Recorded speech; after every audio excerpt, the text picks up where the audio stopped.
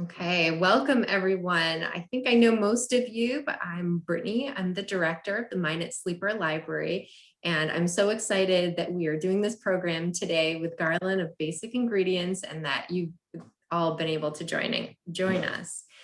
So this is a partnership between the library and Basic Ingredients. This is the first time we're doing it. So again, really, really excited. I want to note that this program is made possible thanks to a very generous donation that was made to the library a couple years ago in memory of Jeannie Litchfield Thompson. And I just want to take a few minutes to tell you a little bit about who she was and her connection to our area. So Jeannie Litchfield Caskey Thompson grew up on the shores of Pasquaney Bay. She attended Bristol Elementary School before moving to Massachusetts for her high school years. Her father, Captain John R. Litchfield, who also grew up as part of a family devoted to Newfoundland. He ran the Pasquaney Inn until returning to naval duty during World War II, and he later built a home on Whittemore Point. In 1970, Jeannie married her childhood friend, David Bruce Timmy Thompson. The two became summer residents at his family cottage on the shores of Pasquaney Bay for the rest of their lives. Their home was a way station for family, friends, and travelers. Jeannie's artistic talents were displayed through her work with the Newfoundland Region Association. As a graduate of the Vesper George School of Art, Jeannie was an artist of many mediums and taught art to elementary school children with enthusiasm and devotion. It seems fitting to her family that her legacy to the area, she loved the art and education and therefore have started a fund at the library to establish free arts and crafts classes for the Bridgewater and Bristol community. It's hoped that with the help of the library board and community, local artists, will be given an opportunity to instruct any and all the skills that will delight and enrich for a lifetime. So here we are today learning a new type of craft, a new type of artwork with Garlyn to lead us through. Just a couple things before I turn it over. If we can all put ourselves on mute so that we can give Garlyn the floor. If you have any questions during the cook along, feel free to put those in the chat. If I see something that is really pertinent to what Garlyn's doing at the time, like what's the best way to chop this, I will throw that question out there and ask it. If it's more of a general question, then we'll have time at the very end and we can ask Garlyn at that time. And if you are feeling like you're getting behind, you need a little bit more time to prep something, as part of the cook along, just use the raised hand feature, which should be at the bottom of your screen. And you can also put something in the chat and just say, can we please slow down? Or I need just another minute. And so with that, I am going to turn it over to Garlyn. Good morning, everyone. It's so nice to see so many familiar faces and some new faces. I'm Garlyn Manganello. I have owned Basic Ingredients Bakery and Gift Shop for, I think this is my 32nd year.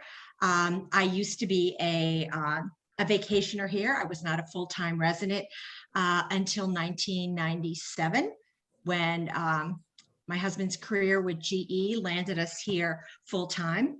And Basic Ingredients, as you might know, is only a seasonal operation. I think that's partly because I would have to skedaddle back to Canada at the end of every summer to put my kids back in school, and then we would return every June. But this is such a wonderful opportunity that Brittany has given me. I did, before COVID, teach in-house cooking classes, some familiar faces that came to some of them. And I really have missed doing that. But, you know, we're all Zoomified now, so we can do the same things that we used to do all together, only we can do it via the computer. So I was so intrigued when Brittany came up with the idea that this whole cooking series would be wrapped around spices and sort of some of the different spices that I really liked and I had recently been introduced to, and then some that Brittany suggested. So I hope you all picked up your little containers of harissa. Did everybody thumbs up if you have your harissa? You got your harissa. Okay, I was just recently introduced to harissa, probably over the last couple of years, and it blew my mind. Sometimes in the winter I get a little bored, so I prescribe to one of those box meals where you get so many meals per week. And one of the reasons I do that is because I always feel like I need some inspiration. I've been to the internet and back. I've watched every Food Network show, whatever. But I'm always inspired by any kind of food or food preparation that involves a little bit of travel or a little bit of, a world outside of the United States. So harissa is a wonderful, wonderful spice that is indicative of Northern Africa. So you would find this spice if you were visiting Morocco, Tunisia. It has a real Middle Eastern flair to it. But I like to think of it as like paprika, just bounce to the next level. And because it has a little bit of a bite to it. But I'm also, I hope I included in your recipes, this is some homemade harissa that I made myself, which is super, super easy to do. And I'll check with Brittany afterwards, but if I didn't include that, I'm going to get each one of your emails and I'm going to include this recipe because this is great for quick meals. Oh my goodness, I put this on potatoes.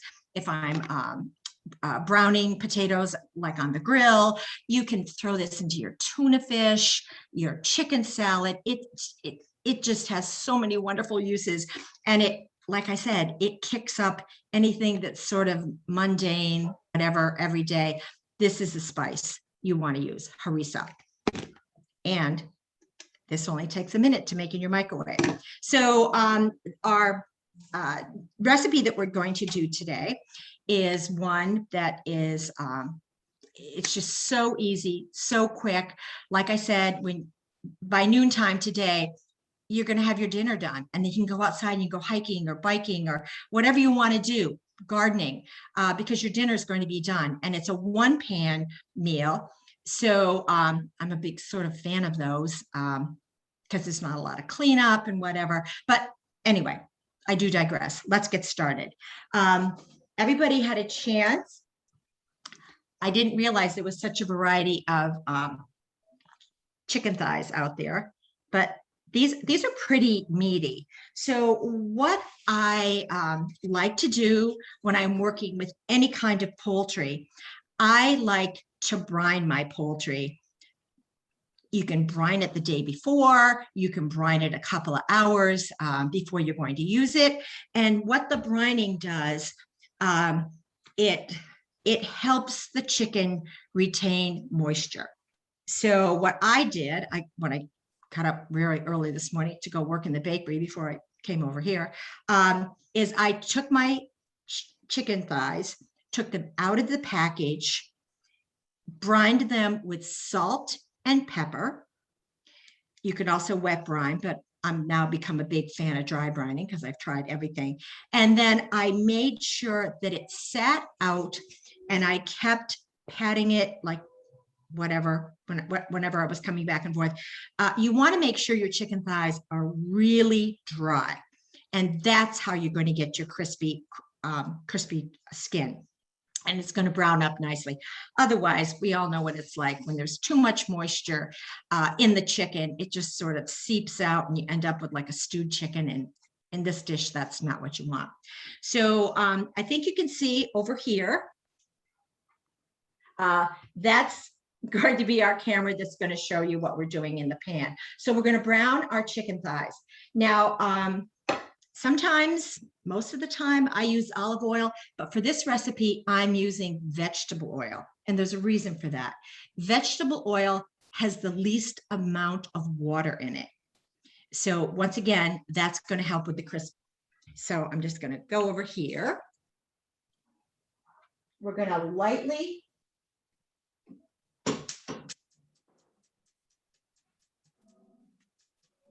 Just cover the bottom of the pan with our vegetable oil.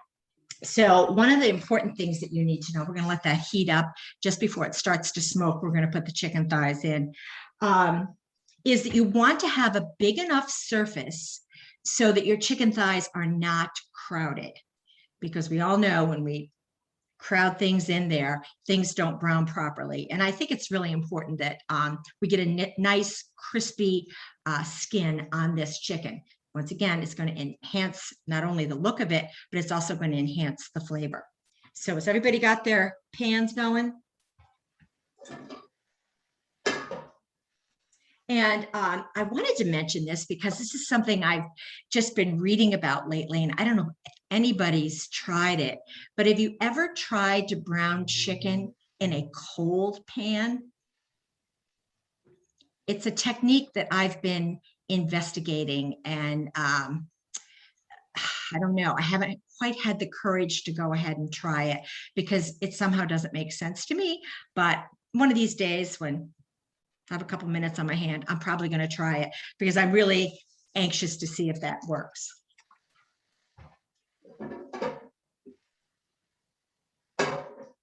Okay, the other thing that we're going to do is we're going to put the chicken in skin side down, and we're going to try not to disturb it. One of the techniques in browning, and it's one that I'm guilty of, is I always want to keep checking it, and I want to keep turning it, and that's a no-no. You should try to keep the skin side down browning for at least a good 5 minutes before you start poking it and prodding it and turning it around in your pan. These are all things, lessons of patience, which is a good thing because I don't think we're a very patient society. So it's something that I'm constantly working on. We're getting there. The other thing is you want to have your burner on medium-high heat, not on high, but medium-high.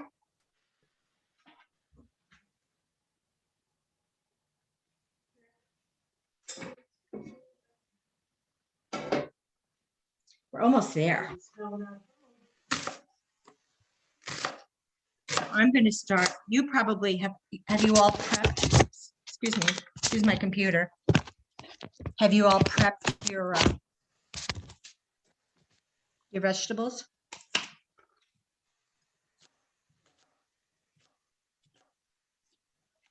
I'm just going to do this onion while I'm waiting for that to heat. I'm going to save this half for later.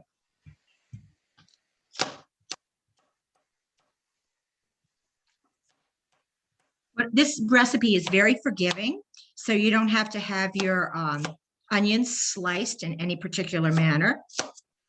So if you went to culinary school, your chef would be having probably a fit if you didn't cut them just in the proper French terminology. Your culinary cooking. So maybe she did. So if there's some way everyone could show me their mise en place, which is all the stuff that you have prepared. I love to see how people organize things. Oh, beautiful. Oh my goodness. What? Oh my gosh. Such professionals. I am so impressed. Mine doesn't look like that. Okay, so I think my oil is ready. Are you guys ready? Yeah. Oh, yeah. Can you hear that? Oh, yeah. Here we go.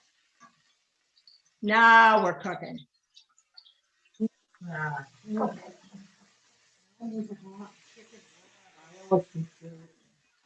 These thighs are very big, so I want to give them a little bit of space.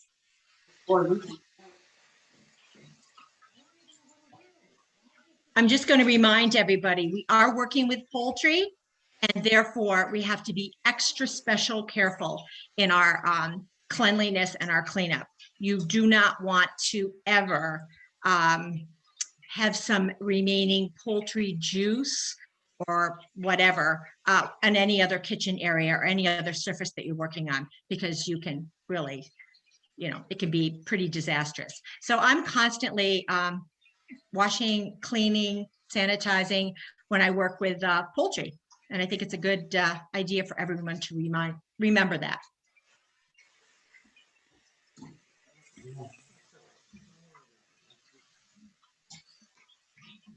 I make a mess every time I cook. Well, this is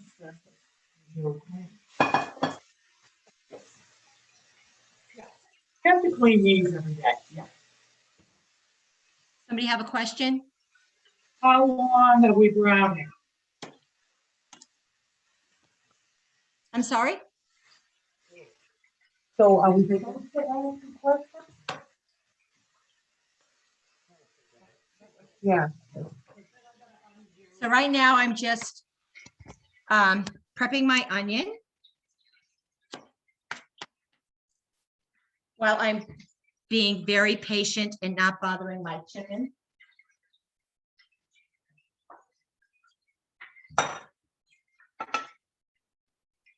Just gonna put these. I realize now I should have had a contrasting cutting board. It's hard to see the white onion. So one of the great things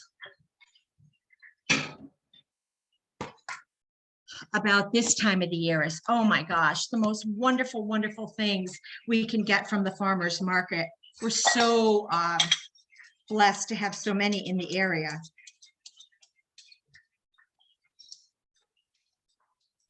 And right now, everything is just slowly but surely starting to come on.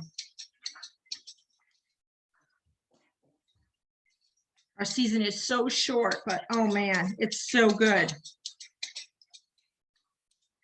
Longview Farm is now open every day.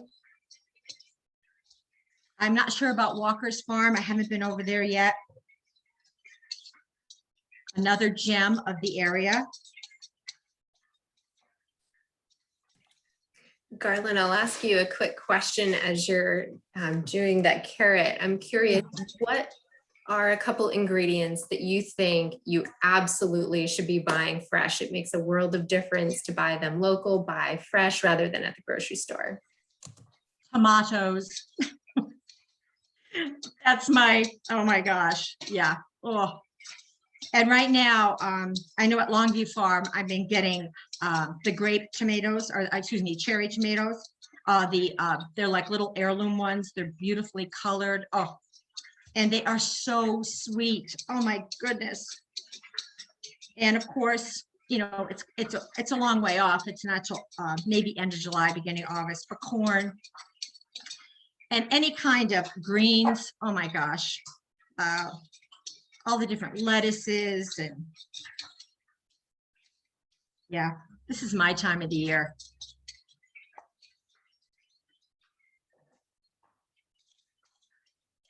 And unfortunately, I don't have time for a garden because of Basic Ingredients, but to be able to get your own produce out of your own garden is like a step above of being able to buy it from a farmer's market. Has to be such a great, wonderful, satisfying experience. So I'm just prepping my carrots here, guys, while I'm not bothering my chicken, just letting it do its thing. Actually, it looks pretty good.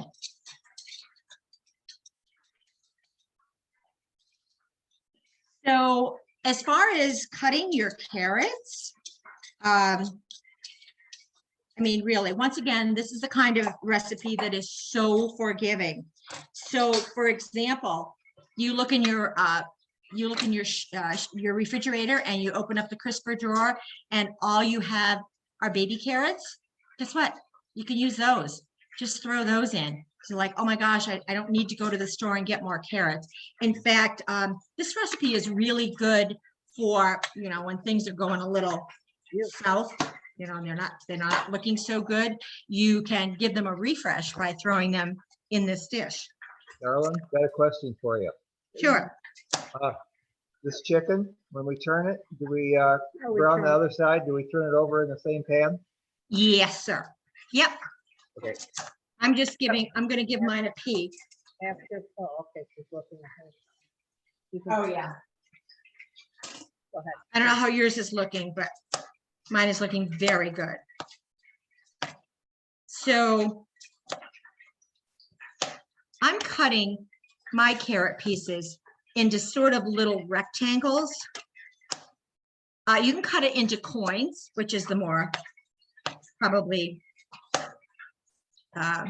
usual way that people cut carrots and add them to soups or stews. But we want something a little more interesting to that.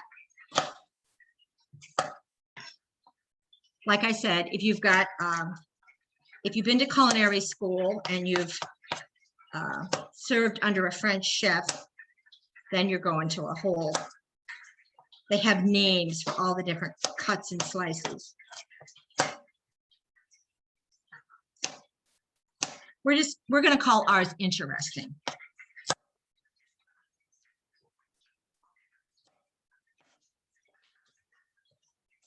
Now, the carrots are interesting in this dish because they give a lot of sweetness, which balances the spice of the harissa.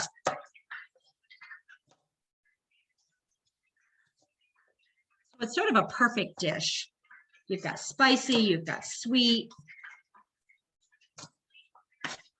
You've got the flavor of the chicken thighs. Okay.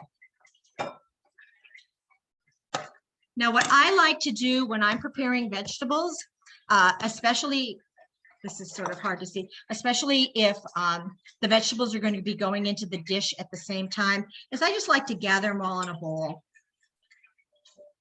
Set them aside, so when I'm ready for them, I can just throw them into the dish.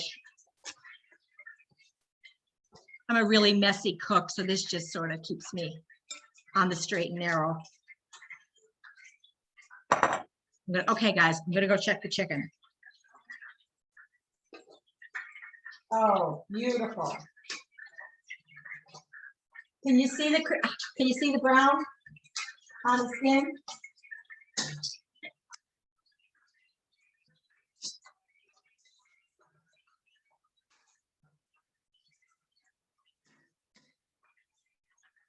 I don't know if you're able to see it. I might be able to bring my camera down, but the skin almost is like a crackling. So it's shrinking away from the meat and it's just all nice and brown and crispy. Let me see if I can read it. Can you see it?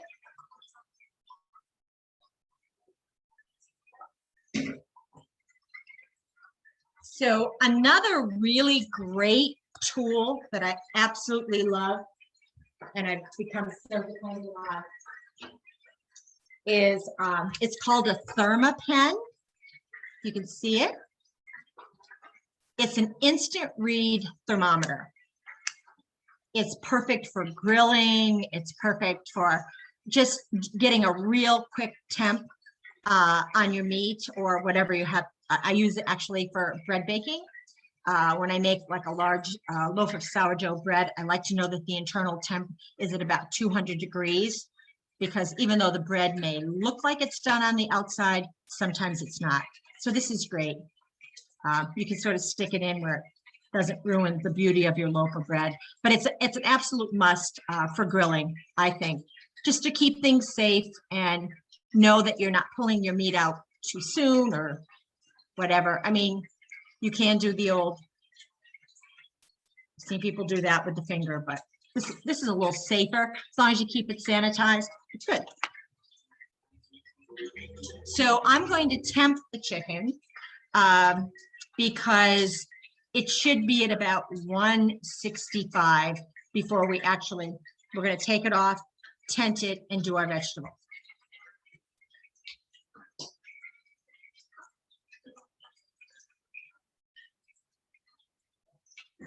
So always what you're going to want to do is temp your thickest piece of meat, because that gives you a pretty good indication where everything else, where all the other pieces of meat are in the process.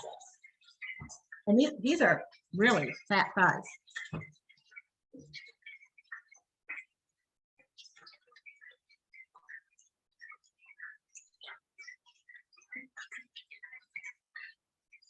Oh yeah, they're going to take a couple of more minutes. In fact, I think I'm just going to put the lid on. Speed the process along. But once again, when you're browning meat, you do not want to put a lid on. You just want to stick it in that hot oil. And if anybody is brave enough to try the cold oil trick, which, like I said, I've been doing some research on and reading about, if they would let me know how that works. I'm just not quite brave enough to try that. How's everybody doing? Yep. Somebody has a question?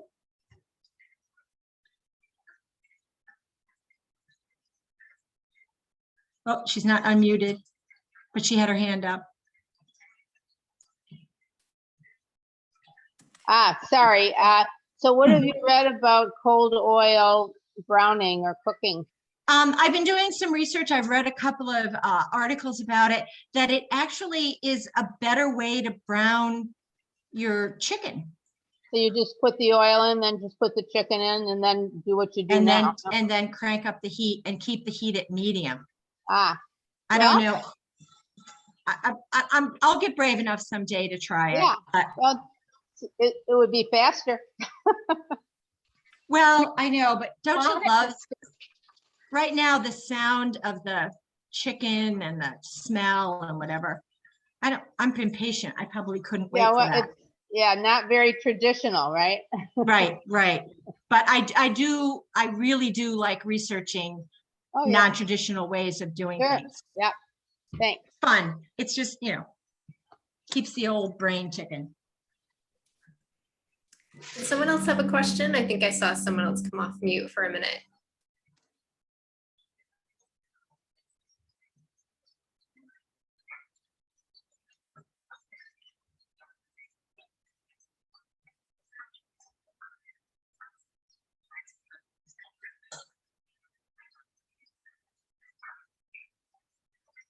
Well, some of these are getting there. So I'm going to take some of the smaller pieces out of the pan, and then I'm going to tent them with aluminum foil. Such a good way to keep moisture. So Luann had just put in the chat to check with Liz Barber from Creative Feast. She may be able to help with cold starts. I will do that.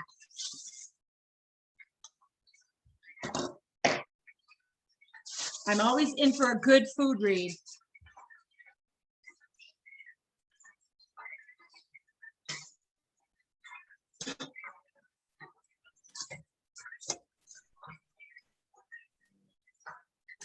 While everyone is doing this, if anyone has a favorite cookbook that they want to put in the chat or come off mute and share ideas, or any other type of favorite food read, feel free to throw that out there. I will say that one of my favorites at the library is Mostly Plants by the Pollen family. It is one of the few ways, one of the recipes in there is one of the few ways we've been able to get our 3-4-year-old daughter to eat spinach, mushrooms, and a whole slew of vegetables.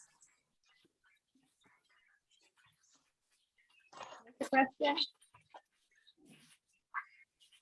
I know, I think parents are always looking for new and improved ways to get vegetables into their children. And they weren't really popular when my children were small, but smoothies, oh my goodness.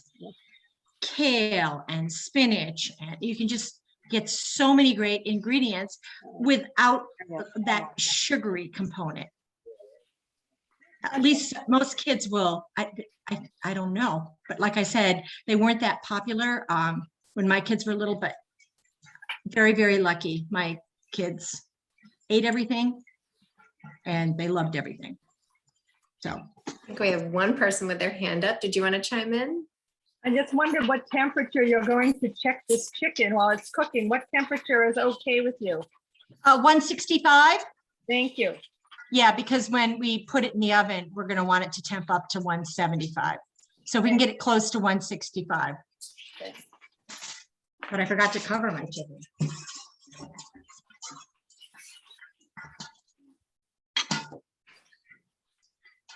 So does anybody have any great places that they want to share? Have they been berry picking, strawberry picking? Because they're in season.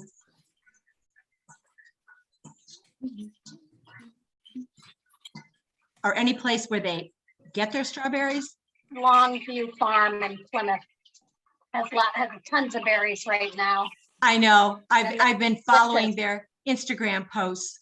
Yeah. Oh, I drool.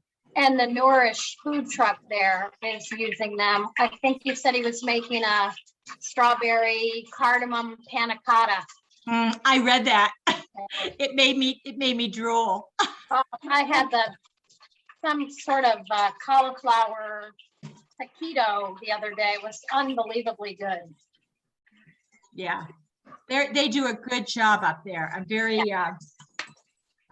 happy for them. And I'm really happy for the Perkins family to be able to retire. That was such a beautiful transition, the way they did that. Talk about divine intervention. And thank God we have some young people who want to farm. I know that couple is so adorable. I can't even imagine. I mean, I would like to find young people that want to be bakers. Yeah. It's like needle in a haystack. Yeah. No one wants to get up at 4 o'clock in the morning. I don't understand why. It's the best part of the day.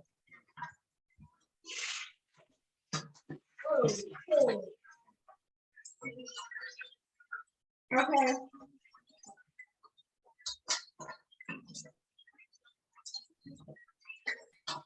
Oh. Can I ask you where you said the food truck was? What? The food truck? Where is it? Longview Farms. What's the name of that road? It's out where the air. Yeah. Yeah, I can find it. You know what's happening? The chicken is making so much noise, it's hard to hear everybody. And we do have the pizza truck here on Monday nights at Basic Ingredients. You have what? Huge. We have Tataglia's wood-fired pizza here at Basic Ingredients. Yeah, that I've seen the food truck where we live kind of just down the road. We live in the same area as the McCaffreys. Oh, okay. Yeah, they're our friends. Yeah. Up at Sunset Heights? Uh-huh. Right. Oh, yeah. Well, you got to try the pizza. It's really. Yeah. Okay, so now I'm going to be pouring off.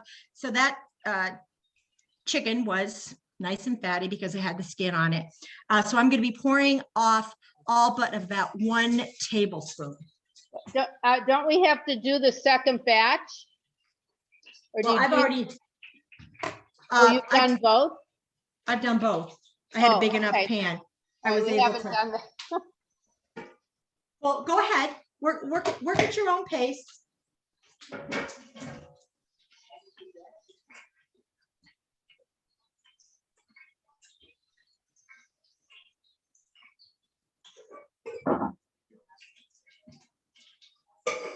Someone removed my can where I put my oil.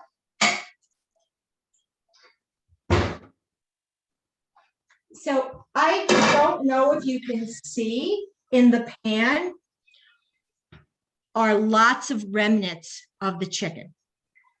So it's the brown and some of the juices from the chicken. So you don't want to clean out that pan. Those are valuable, delicious ingredients they're going to add to the dish.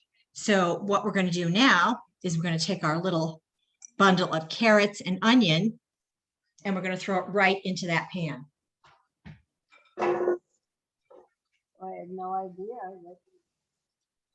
Still very hot. Still a little noisy. Garland, just for clarification, in case it helps others, Luann had just put in the chat that she cooked half of the chicken according to the recipe. I'm so, she cooked half of it. Okay. Yeah, that is according to the recipe, but I had enough room in mine. So you guys go ahead and continue to brown your chicken.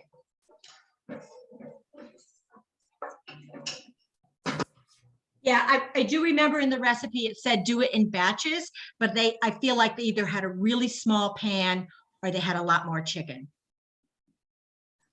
So go ahead and continue to brown your chicken.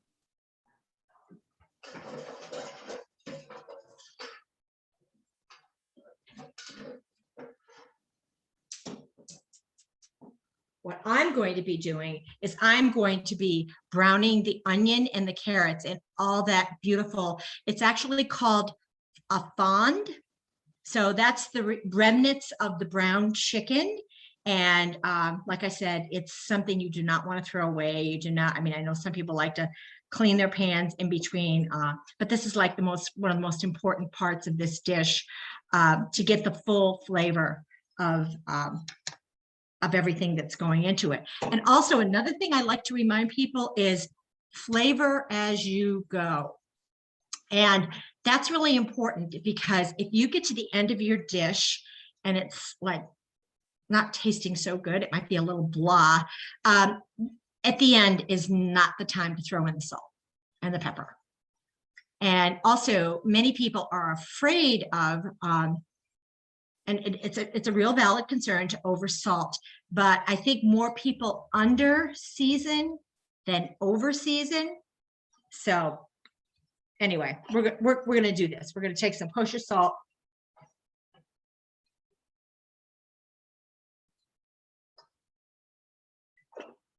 We're going to put some fresh ground pepper.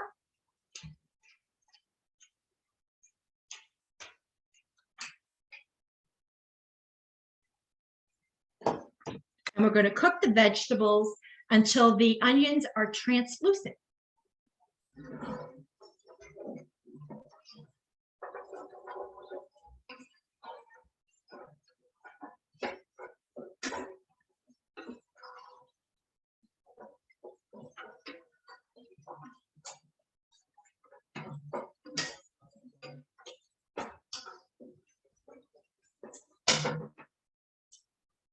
We're going to let those soften up a little. I'll do a little clearing here. So did anyone try to make the homemade harissa? Sarah did. Sarah, my little overachieving friend. But anyway, when you have a moment, it only holds for about 4 days. So when you do get a chance to make it, have something in mind that you're going to use it on. Like you can use it for barbecued chicken, just throw it on your hamburgers, whatever. It's just, I think you'll be so impressed. It's spicy, and when you make your own, you can make it as hot as you want. So the pepper that's recommended in the recipe that I have is an Aleppo pepper, which we can't get around here. So you can just use regular old red pepper flakes, or if you happen to grow some hot peppers and you dehydrate them and you save them and you use them for your chilies, you could probably experiment with some of those too. I mean, really, that's the great thing about cooking. And I'm a great, not by the book cook person. So I'm a great believer in punting, using what you have, substituting certain things. But I know there's certain people out there, linear-minded people, they don't have exactly every ingredient. They're not going to make it. I know we got to help those people.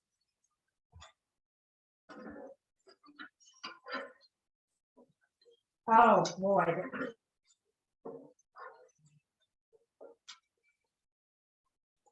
The onions are browning, they're becoming translucent, and the carrots are actually getting this golden color.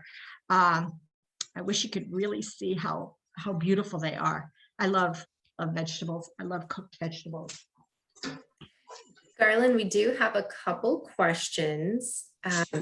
If someone doesn't like chickpeas, is it okay to substitute green peas? Yeah, whatever. The chickpea is what makes this dish so uniquely Middle Eastern, because that's such a big part of their diet. And also chickpeas are very creamy. So I think what I would substitute is maybe a cannellini bean, which is also another very creamy type bean. Or I don't think I would use kidneys, but you know, what the heck, experiment, try. Green peas are used in the Spanish paella. And so these two regions of the country are very close to each other, southern Spain and northern Africa. So yeah, I mean, maybe substitute the couscous for orzo. Once again, that's what's great about cooking. The possibilities are endless. That's great. Okay. The second question, if there's time, is where is a good place and brand to get harissa that can go in the pantry? Trish loves the flavor. And if we want, we can save that for the end. Okay. Come to my house. I'll fill you up. It's very, Whole Foods is probably the closest, but you can order it online, which I'm not a big fan of, but I did pick some up at Whole Foods when I was in Bedford. I don't know, last year or something. But I'm sure soon we'll be seeing it on our supermarket shelves. I'm fairly confident it's becoming very popular. Okay, so now we're putting the vegetables are just about ready. So we're going to add the chickpeas and the harissa. So oh, this is so full. I opened up this can. So just a little lesson in, you know, that beautiful creamy liquid that comes in the can with the peas, and you immediately drain it off and you can't wait to get rid of it. So that is called aquafaba. It is, and I just recently learned about this because my son's a vegetarian and my daughter-in-law is a vegan. It is a fantastic egg substitute. It's a binder. So before you throw it down the drain or put it wherever, it's a good thing to do some experimenting and do some reading. We make, because we try to offer some vegetarian, vegan options here at Basic Ingredients. So we make a chickpea salad, chickpea kale salad, and Michael makes mayonnaise with aquafaba. It's pretty cool. And it tastes like mayonnaise, only it's healthier.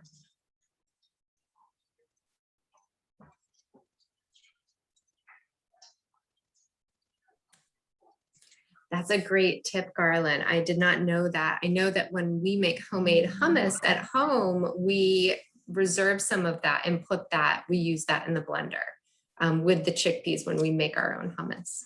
But yeah, you can make your own vegan mayonnaise. It's really cool.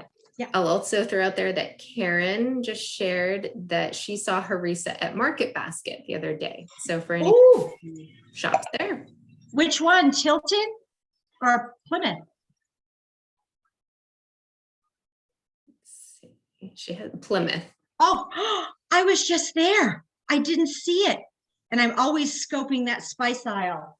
Oh my goodness. Well, I said it was coming soon. It came really soon. So there you go. You don't have to go to Bedford. You don't have to go on the internet and order stuff. Go right to Market Basket. What a blessing.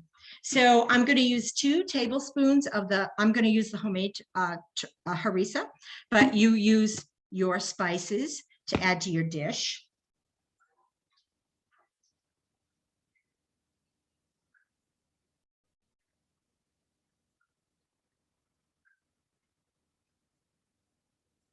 I need to get the actual harissa.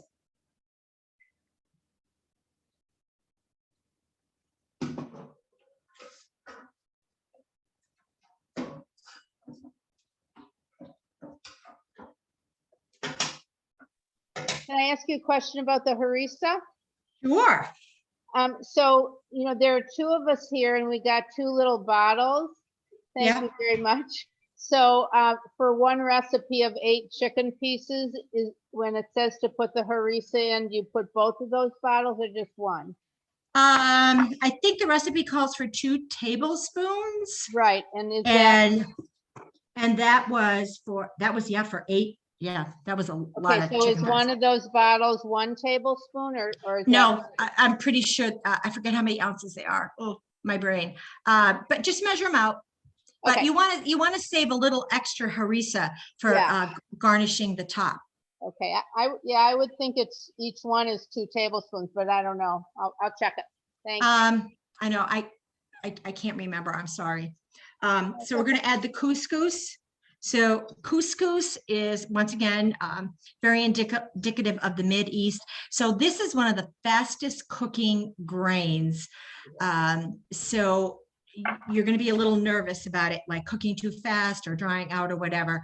But I did make this recipe the other day and it came out okay. I was a little nervous, but so we're gonna add that to the recipe. Make sure it's all in there.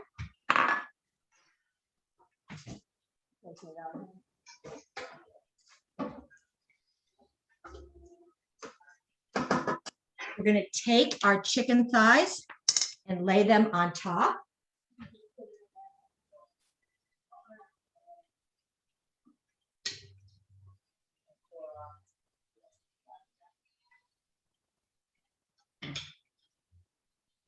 Are you people all still browning your chicken thighs? That was a lot of chicken thighs.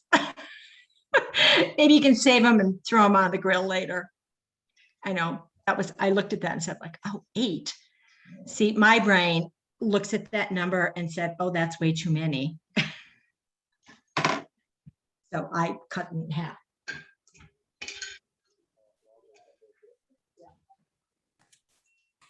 A couple comments from the chat. One, oh, sorry, I scrolled down too far. Let me go back. At this stage, it would be a great vegan meal minus the chicken. Yeah. Agree with that. And each tube is 1 tablespoon. Oh, okay. Well, you're not going to have any left for garnish, but that'll more than flavor your dish. But anyway, I put the chicken thighs on top of the vegetable and the couscous mixture. And what I'm going to do next is, because I took the chicken out of the pan and put it into into a bowl and covered it with aluminum foil. The bottom of the bowl is filled with all sorts of chicken juices from the chicken. It is very important that those juices go back into the pan with the. Oh, here.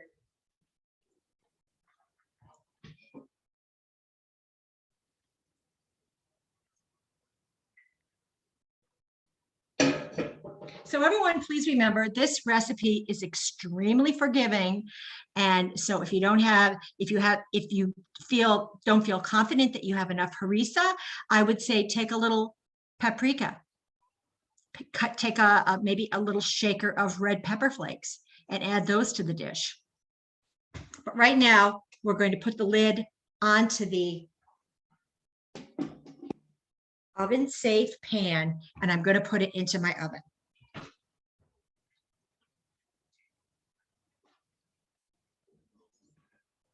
It's a very hot oven, so be very, very, very careful. I'm going to quickly go set my kitchen timer.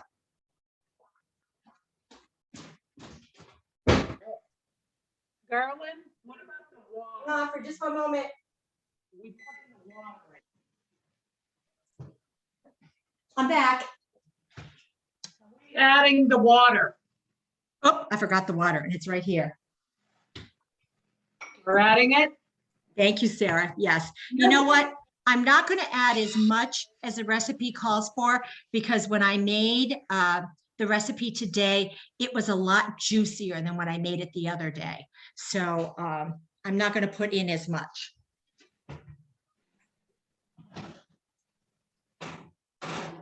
So we have parsley and the lemon juice left over. That's for the end. That's for garnish. Perfect. Yeah. And you, Thank you for the reminder. Miss Overachiever. Touche, my friend. Okay, so what I'm going to do while we're waiting, I'm going to give you a little bonus class. Oh, And you don't have any of the ingredients, but you're going to remember them all. And you're going to make these. And this is going to be the best salad that you've had all summer long.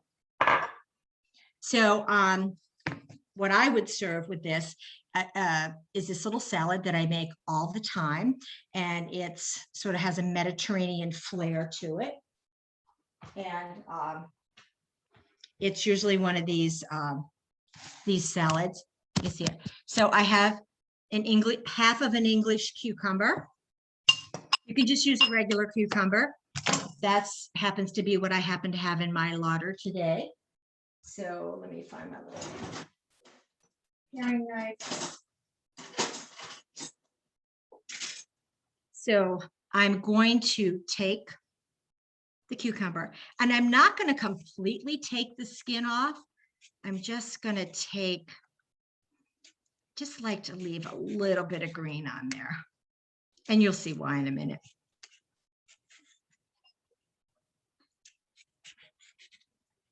So English cucumber. The ones from the garden don't have any wax on them or any of that other icky stuff. So then what do? Is I take a fork and I take the tines of the fork and I just drag it down the side of the cucumber.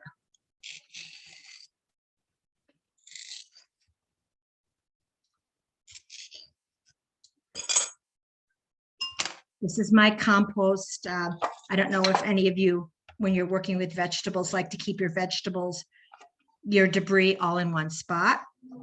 That way it's easy to take right out to your composter if you have one. This is my little bowl. So now I'm going to slice. I don't know if you can. So when you slice the cucumber, it's hard to see, but the edges of the cucumber have a nice little scallop on them. Just a little bit of aesthetics, but we all know we eat with our eyes. So not only is it important that the food is nourishing, but it's nice to have it look pretty too.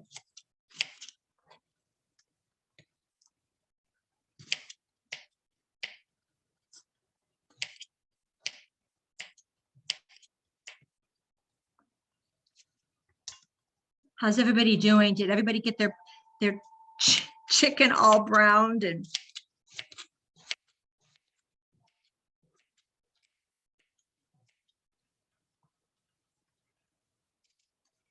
so there you have your pretty cucumber slices. That's the base of the salad. I do have some pretty little tomatoes here. But they do have tomatoes at Long Haul Farm, so if you can get there. So I just like to slice them in half. There's something very appealing to me when I look into a salad and I see the little seeds of the tomato. I don't know. I just think it looks really pretty. I think it gives your salad some character. And if you're short on tomatoes, it helps them, go farther. So I'm the mother of 5 children. So when my kids were growing up, boy, I could, 4 boys and 1 girl, I could barely keep food in the house. So I was always figuring out ways to make things stretch, go farther, so that I wasn't going to the supermarket every single day. And I also liked my kids to have healthy, real food. So we've got a nice little salad going here. Cucumbers, tomatoes. I'm going to take a little bit of my leftover onion. Some people like onion. I love raw onion. Once again, you don't have to put it in if you don't want to.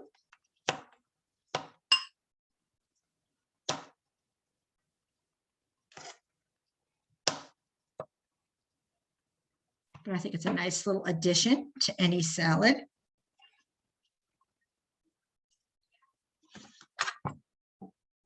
So the next thing that I'm going to add, because I absolutely adore them, is Kalamata olives. Oh my gosh. They're just like my absolute favorite. Garland, as you're doing that, there is a question. How long are we keeping the pot in the oven? 15 to 20 minutes. Now here's something that's very important. When you reach into that oven to get that pot out, number one, make sure you have a surface that you can put it down on because it's heavy and it's extremely hot. And I'll show you another little trick that I use when I stick a oven ready.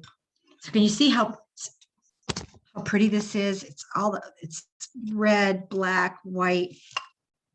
Once again, I'm cutting the Kalamata olives in half. I think that's enough.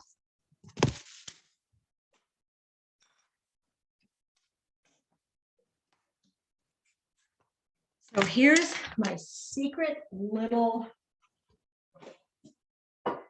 easy peasy. I don't like bottles of salad dressing in my refrigerator. I don't want to open up and see any, or my kids come home, they buy some and they leave it.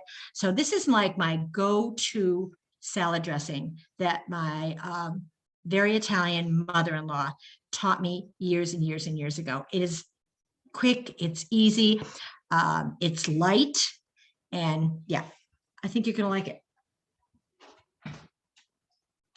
So I just have a little bit of olive oil. So I'm gonna lightly coat the salad with olive oil. Not too much. In fact, I think I may toss this into a bigger bowl. And then this is just a minced garlic, and I think there's a little bit of dried basil in here. It's just something I make up myself. Dried basil, a little bit of oregano, and you give a good sprinkle of that onto your salad. If you're using garlic salt, just remember, you don't want to use garlic salt and then add salt. This is just minced dried garlic with some herbs and seasoning in it. So I like to put my own kosher salt onto my salad, just a sprinkle. And this is a secret ingredient. Hang on.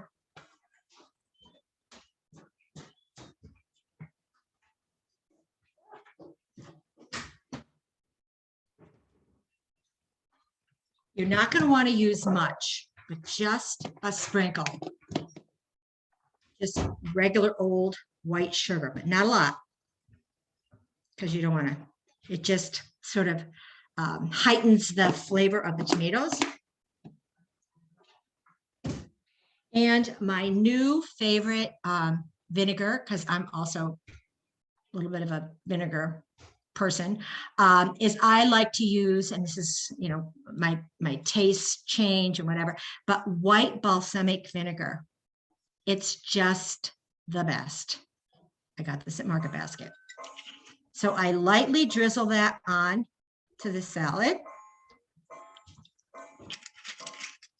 Lightly for my taste, because I like vinegar. And I am gonna toss this in a bigger bowl. So you've got your cucumbers, your tomatoes, a little bit of onion. You can use purple onion too, and some Kalamata olives, my little secret sauce, my secret ingredient. And you just toss it. And it is the perfect summer salad with a little bit of a Mediterranean flair.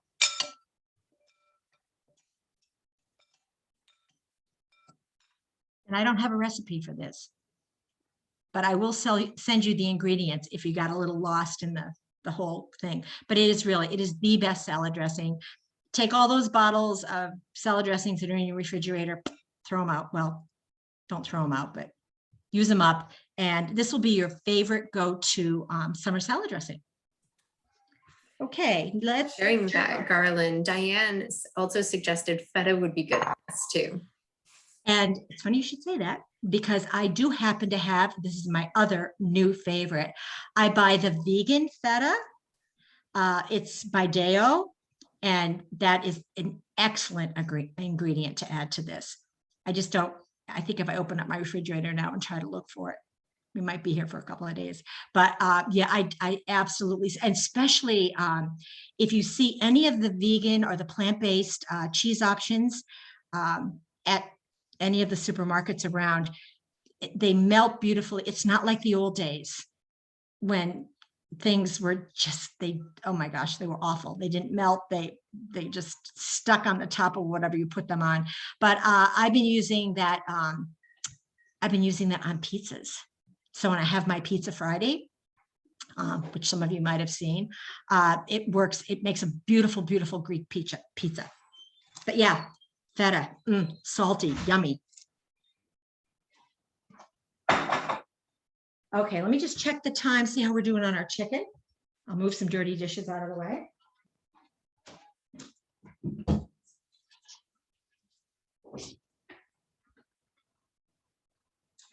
Ooh, wow. Let's check this out. I've got to make a good clear runway for this because it's gonna be hot. So another fun thing, and I don't know if anybody has these.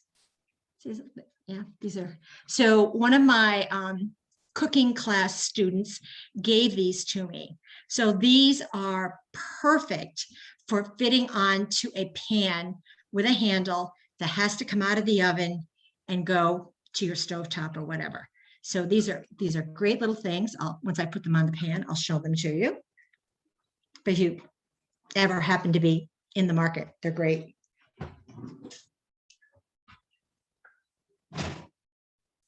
Garland, there is a question. Do you use smoked paprika or hot, sweet? What kind? Oh, if I have any of the above, I will use all of the above. Just because, I mean, anytime you can add more flavor to anything, I'm on it. Okay, very hot, very heavy pan. So I'm going to check the temp. So at this point, the chicken should be at about 165, 175. Woo! The flavor is unbelievable. The smell. Woo! Oh, and the couscous is all nice and fluffy. It's not dry looking. I'm so happy.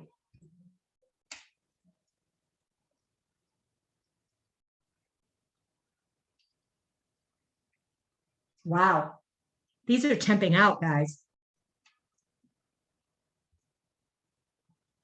And when I stab the chicken, oh my goodness, it's so moist. I think I like what's happening today better than the other day when I was probably had 13 other distractions. So my pan cooked in just under 15 minutes. The other day I was cooking in a Dutch oven, which is a little bit, has different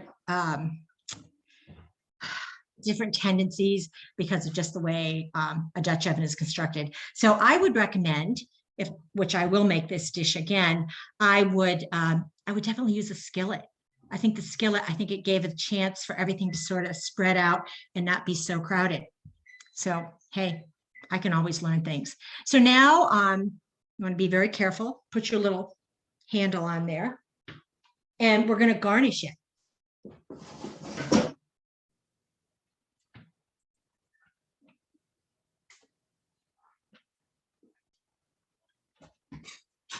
So Sarah, can I just say I had unbelievable parsley envy when I saw your little setup, your mise en place.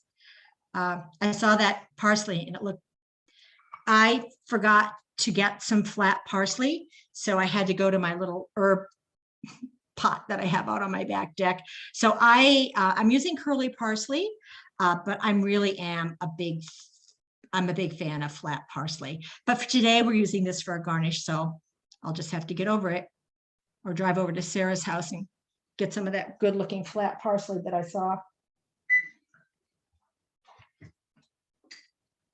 So when I'm going to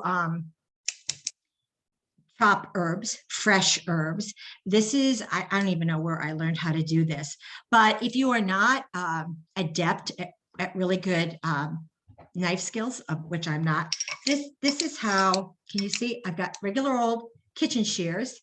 My parsley is in this cute little ramekin, and I just go like this. I'm not cutting my fingers off. I'm just getting it nicely minced.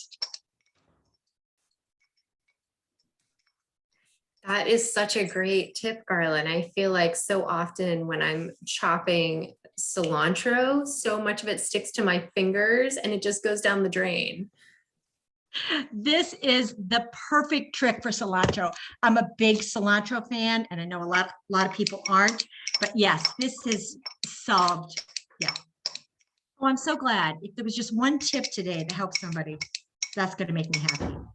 So the other thing that we're going to put on the top of this dish is some lemon juice. And I think a lot of people don't understand when they're cooking that there are certain components to a dish that make it, you can have just regular old dish, but using acid, and that's what lemon juice is, it's an acid, it is an absolute must. So I'm going to take my handy dandy little lemon guy here, and we're going to put the lemon juice and just sprinkle it. Hopefully you'll be able to see it right over the, I can see this lemon. Somebody had zested it before I got to it. It was probably me. So there's our lemon juice.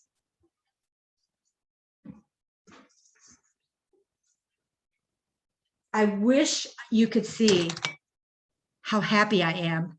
Well, you can see that I'm happy, but the couscous, it just looks so beautiful and pillowy. Yeah, pillowy. Is that a word?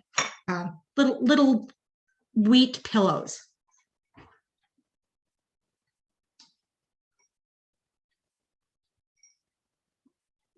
So be generous with your parsley because it makes everything look pretty. So that's pretty much it. You've got a beautiful dish here. It's all nicely garnished. I encourage you all to try that cute little Mediterranean salad. It's a quick and easy, something you can fix, just as a quick side dish when you're grilling or whatever you're doing for this summer. So thank you all. Thank you all for joining us. And I hope to see you next month. Okay, so according to the recipe, it says, do not put any water in on your couscous. Just cover it and let the natural juices of the chicken sort of blend in. And so when you serve this, you would actually take the chicken out, put it on a plate, fluff up the couscous and the vegetables in another serving plate, and then serve the chicken thighs on top, if that's what you wanted for your presentation. Thank you. You're welcome. Or next time, try orzo, my other favorite new thing that I'm experimenting with.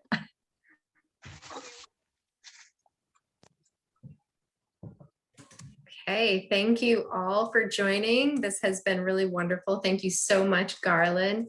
You're welcome. Pictures of the food that you made, please feel free to share them with the library. You can email them to me. You can email them to Garlyn. If you feel comfortable, I'd love to share a picture on the library's Facebook and Instagram. So, and lots of thank yous to you, Garlyn, in the chat. So thank you again, everyone. And if you're coming next month or in August, we'll look forward to seeing you then.